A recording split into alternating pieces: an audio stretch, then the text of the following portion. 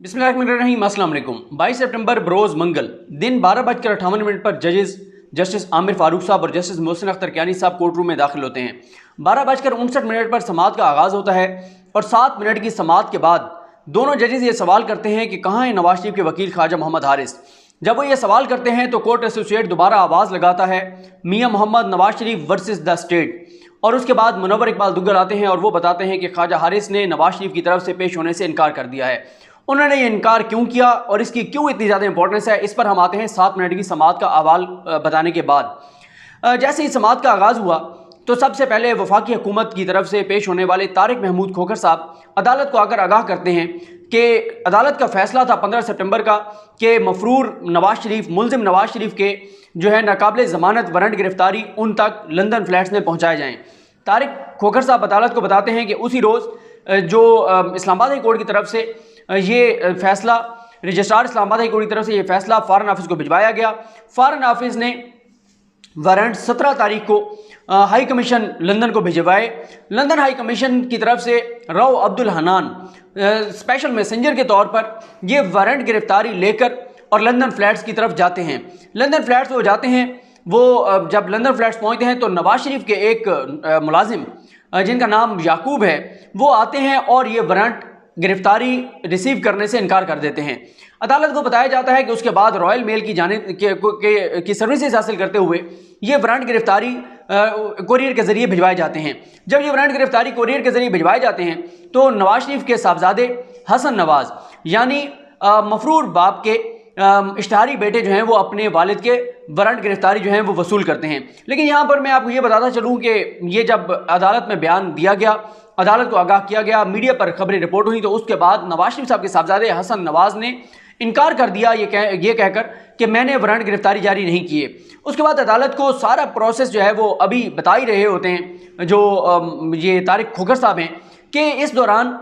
1:07 पर तकरीबन बल्कि 8 मिनट बाद समाअत शुरू होने के जस्टिस आमिर फारूक साहब कहते हैं कि ख्वाजा हारिस साहब कहाँ पर हैं। ख्वाजा हारिस साहब नज़र नहीं आते। कोर्ट एसोसिएट दोबारा आवाज़ लगाते हैं और कहते हैं Mian Mohammad Nawaz Sharif versus the state. Munawwar Iqbal Duggal आते हैं, रोस्टम पर आते हैं और आकर कहते हैं कि ख्वाजा हारिस साहब पेश नहीं होना चाहते, वो आज अदालत में नहीं आए। वो ये समझते हैं कि क्योंकि वो राइट ऑफ ऑडियंस अपना ख़त्म कर चुके हैं, उनके पास अब ये इस्तेहकाक नहीं है, कानूनी तौर पर उनके पास ये ऑप्शन नहीं है कि वो एक जो इश्तिहारी है उसकी तरफ से पेश हों, तो इसलिए ख्वाजा हारिस आज नहीं आए। जस्टिस आमिर फारूक साहब ये कहते हैं कि अभी हमने ऑर्डर में ये नहीं लिखा था कि ख्वाजा हारिस साहब का right of audience, Nawaz Sharif का राइट ऑफ ऑडियंस खत्म हो गया और ख्वाजा हारिस पेश नहीं हो सकते। अभी तो हम इश्तिहारी करार देने के प्रोसेस में हैं। जिस केस में उनको इश्तिहारी करार दिया गया है वो दूसरा, हमने इस केस में उनको अभी नहीं कहा था कि वो पेश नहीं हो सकते। लेकिन मोहसिन अख्तर कियानी साहब भी पूछते हैं कि क्या वो खुद से ये चाहते, वो पेश नहीं होना चाहते, तो जी बताया गया जी बिल्कुल वो पेश नहीं होना चाहते। अब इसकी बहुत इंपॉर्टेंस है, क्या ख्वाजा हारिस साहब ने खुद ये इनकार किया है? क्या ख्वाजा हारिस जो वैसे तो कातिल को भी ये हक हासिल होता है कि वो किसी को भी वकील करे, वकला कातलों के भी केस लेते हैं, डाकुओं के भी केस लेते हैं, सबके केस लेते हैं, ये कातिल के भी राइट्स में शामिल है कि वो अपना वकील जो है वो कोई वकील हायर करे और उसकी तरफ से उसका वकील पेश हो, और वकील का भी ये काम ही यही है कि उसने डिफेंड करना है अपने क्लाइंट को। लेकिन ख्वाजा हारिस साहब ने अगर तो ये इनकार इसलिए किया है कि उन जिस कद काट के वो वकील हैं वो ये समझते हैं कि अब वो अदालत के सामने मजीद झूठ नहीं बोलना चाहते, कि एक तरफ तो बताया जाता है कि मियाँ मोहम्मद नवाज शरीफ इतने शदीद अलील हैं, इतने शदीद बीमार हैं, इतने तशवीशनाक हैं, उनको 17 बीमारियां हैं, 1 दर्जन वो अद्वियात खाते हैं, और अगर वो वहाँ से जहाज़ में बैठे तो उनकी ज़िंदगी का खुदा न खास्ता खात्मा हो सकता है। ख्वाजा हारिस साहब को जो रिपोर्टें दी जाती हैं उनमें भी ये बताया जाता है कि बस दुआ करें, जिस तरह वो हमारे ये बखर लिया मियाँ वाली साइड पर आप मरीज़ लेकर जाएँ DHQ में, तो आगे से डॉक्टर कहते हैं कि इन्होंने निश्तर गिन वंजो ए नहीं बचता। तो वो वाली सूरत हाल है कि एक तरफ तो ये कहा जाता है कि अगर नवाज शरीफ को वापस लाने की कोशिश की गई या उन्होंने वापस आने की भी कोशिश की तो उनकी सेहत की इजाज़त नहीं देती, जबकि दूसरी तरफ 2 रोज़ कबल जिस तरह से उन्होंने फ़ौज के खिलाफ तकरीर की, जैसे वो गरज रहे थे, जैसे वो बरस रहे थे, जितने माशाल्लाह वो फिट नज़र आ रहे थे, जितने वो सेहतमंद नज़र आ रहे थे, और जैसे उनके चेहरे से लग रहा था कि जो यहाँ पे वो आलू गोश्त और जो चीज़ें यहाँ पर वो खाते थे, यहाँ पे पाकिस्तान में जाती उम्रा में बैठकर, वज़ीर-ए-आज़म ऑफिस में जब वज़ीर-ए-आज़म थे यहाँ बैठकर, वज़ीर-ए-आज़म हाउस में बैठकर, उसी तरह की चीज़ें वहाँ पर भी उनको मुयस्सर हैं और खुराक जो है वो अच्छी खा रहे हैं। और नवाज शरीफ साहब जो हैं उनके बारे में वैसे ही कहा जाता है कि वो खाने पीने के मामले में बड़े शौकीन मिजाज हैं। और आपको याद होगा कि जब 99 में और 2000 में नवाज शरीफ साहब यहाँ से डील करके गए थे बाहर, मुशर्रफ से डील करके, तो वो शाहिद नबासी जेल में थे, जवेद हाशमी जेल में थे, इन सारों को तो छोड़ गए, जो जेल में थे उनको बताए बगैर चले गए। लेकिन अगर वो अपनी फैमिली के बाद किसी को लेकर गए थे तो बताया जाता है कि उनके साथ उनके कुक भी गए थे, क्योंकि मियाँ साहब जो हैं वो खुराक के मामले में, खाने के मामले में बड़े हसास हैं। तो एक तो है ये पहलू। अगर ख्वाजा हारिस साहब ने इस वजह से इनकार किया है तो ख्वाजा हारिस साहब ने अपने काट में मजीद इजाफा किया है, उनकी इज्जत में इजाफा होगा कि उन्होंने दो टोक कह दिया है कि एक इश्तिहारी, जो एक और केस में इश्तिहारी हो चुका है, इस केस में मफरूर है, अब इश्तिहारी नहीं हुआ, लेकिन मुझे आप रिपोर्टें देते हैं कि जाके अदालत को बताएं कि बहुत शदीद बीमार है। और अगर अदालत ने मुझसे पूछ लिया कि भाई इतना बीमार शख्स इस तरह की बैठ के तकरीर कर सकता है, इतनी देर बैठ सकता है, जितनी आपने बीमारियां बताई हैं, जो सूरत हाल बताई है, तो ये अगर ख्वाजा हारिस साहब ने किया है तो ये बहुत अच्छा किया है। लेकिन मसला ये है कि शरीफ ख़ानदान की हर अमल को जो है वो शक की निगाह से देखा जाता है, क्योंकि उनका किरदार जो है वो बड़ा जो है वो मशकूक है। क्लैबरी फ़ॉन्ट वाला मामला हो और डॉक्यूमेंट्स में रद्द-ओ-बदल हो, कौम के साथ खिताब में झूठ बोलना हो, पार्लियामेंट में ये जनाब स्पीकर ये हैं वो ज़राए वाली बात हो, जो अदालत में सुप्रीम कोर्ट में झूठ बोलने वाली बात हो। तो इसलिए शरीफ ख़ानदान के मामलात को इसी तरह से जो है वो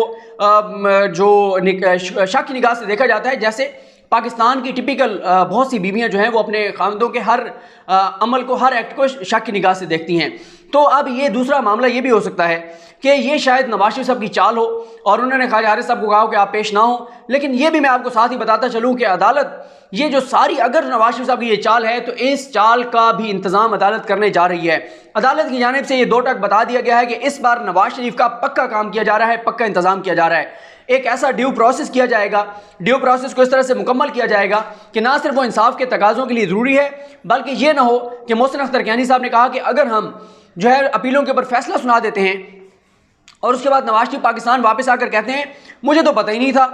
मुझे तो पता ही नहीं था कि मेरे ब्रांड गिरफ्तारी जारी हुए हैं, मुझे तो किसी ने बताया ही नहीं है, मेरे तक तो पहुंचे ही नहीं है। क्योंकि मैं आपको बता चुका हूं कि सुप्रीम कोर्ट अपने फैसले में 17 बार लिख चुकी है कि नवाज शरीफ झूठे हैं, नवाज शरीफ बददियानत हैं, इनके खानदान के नज़दीक सजाई और ईमानदारी की कोई वक़्त नहीं है। ये अदालत अपने फैसले में पनामा केस में लिख चुकी है। तो खैर दोबारा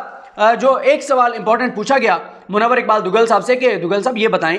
कि क्या नवाज शरीफ साहब को आप लोगों ने, यानी आप वकला ने कन्वे कर दिया है कि उनके वारंट गिरफ्तारी जारी हुए हैं? तो उन्होंने कहा जी मेरा गैस यही है कि उनको बता दिया गया है। इस पर मोहसिन अख्तर कियानी साहब ने कहा कि आप अदालत के सामने हैं, आप गैस ना कीजिए, आप वाज़ेह तौर पर बताइए कि उनके वारंट गिरफ्तारी के बारे में उनको आगाह कर दिया गया है या नहीं कर दिया गया। उन्होंने कहा कि जी उनको आगाह कर दिया गया है। उसके बाद आमिर फारूक साहब और मोहसिन अख्तर कियानी साहब ने यह कहा कि इंसाफ के तकाज़ों, इंसाफ की फराहमी के तकाज़ों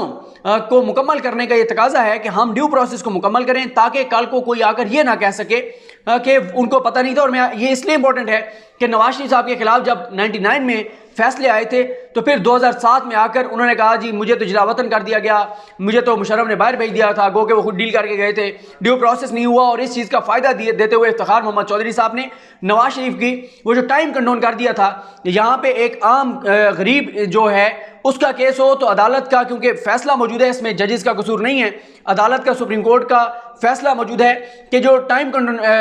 टाइम बार्ड है अगर एक दिन का भी होगा तो अदालत वो केस नहीं सुनेगी। यानी अगर हाई कोर्ट से फैसला आया है और हाई कोर्ट से फैसला आने के बाद सुप्रीम कोर्ट में अपील करने के लिए जो 1 माह का वक्त है, अगर आपने 31वें दिन भी सुप्रीम कोर्ट से रिजू किया है तो सुप्रीम कोर्ट वो केस नहीं सुनेगी कि आपने एक दिन ताखीर से क्यों ये केस दायर किया है। जबकि दूसरी तरफ उस वक्त बाहर जाने वाले डील करके नवाज शरीफ जब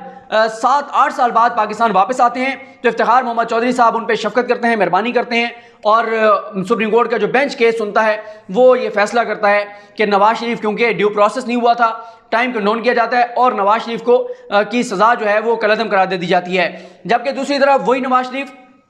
जो अदालतों में हमले करते हैं, इल्ज़ाम देते हैं, उसी नवाज शरीफ के हुदैबिया केस में जस्टिस काजी फाइज ईसा का बेंच जो है वो नवाज शरीफ का अल हुदैबिया में जो नैब की दरख्वास्त होती है टाइम कंडोन करने की, वो मुस्तरद कर देते हैं और हुदैबिया केस हमेशा के लिए बंद कर दिया जाता है। उसके बाद मैं आपको एक चीज़ बता दूं, ये मैंने अपने राइटिंग पैड पे लिखा हुआ है कि बहुत इंपॉर्टेंट रिमार्क्स थे जस्टिस आमिर फारूक साहब और जस्टिस मोहसिन अख्तर कियानी साहब के। वो ये कहते हैं कि हम मुल्जिम की अपने सामने मौजूदगी चाहते हैं। वफाकी हुकूमत ने कैसे एक सजा याफ्ता मुजरिम को पाकिस्तान से बाहर जाने दिया? वफाकी हुकूमत ने इस्लामाबाद हाई कोर्ट के सामने कोई दरखास्त दायर नहीं की, ना हमें पूछा, ना हमें बताया। पूछना तो दूर की बात, इन्होंने तो बताना तक गवारा नहीं किया कि एक सजा याफ्ता मुजरिम जिसकी अपीलें हमारे सामने पेंडिंग हैं, जिसको हमने 8 हफ्ते की जमानत दी थी, उसको कैसे बाहर भेजने की इजाज़त दी जा रही है, कैसे वफाकी हुकूमत उसका नाम ECL से निकाल रही है। मोहसिन अख्तर कियानी साहब ने कहा कि 20,000 सफ़ात हैं हमारे सामने, हमने इसका फैसला करना है, लेकिन मुल्जिम हमारे सामने मौजूद नहीं है। इस पर मोहसिन अख्तर कियानी साहब और आमिर फारूक साहब कहते हैं कि क्या वफाकी हुकूमत को कोई बताने वाला नहीं था? क्या लॉ मिनिस्ट्री ने वफाकी हुकूमत को ये नहीं बताया? क्या प्राइम मिनिस्टर पाकिस्तान के एडवाइजर्स ने उनको ये नहीं बताया कि एक सजा याफ्ता मुजरिम को बगैर इस्लामाबाद हाई कोर्ट की इजाज़त के बाहर नहीं भेजना चाहिए? क्या हुकूमत को ये बात समझ नहीं आई थी? उसके बाद आमिर फारूक साहब कहते हैं कि नवाज शरीफ का नाम ECL से वफाकी हुकूमत ने निकाला, कुछ शराइत लगाई और उन शराइत को फिर इस्लामाबाद लाहौर हाई कोर्ट ने उसके ऊपर फैसला दिया। आपने ही आपको चाहिए था कि आप हमारे पास आते, वफाकी हुकूमत हमारे पास आती, हमें बताती, क्योंकि जिम्मेदारी हमारी थी, अपील हमारे सामने पेंडिंग है, और आपने उनको बाहर भिजवा दिया। ना ही हुकूमत ने हमें बताया, ना ही दरखास्त गुजार ने हमें जो है वो इन्फॉर्म किया। कि आप ये बताएं कि कैसे आपने एक सजा याफ्ता मुजरिम को रियायत देते हुए बाहर भेज दिया? हमने जो फैसला किया था उसके मुताबिक तो 27 फरवरी को उनकी ज़मानत ख़त्म हो चुकी है। फिर वो कहते हैं कि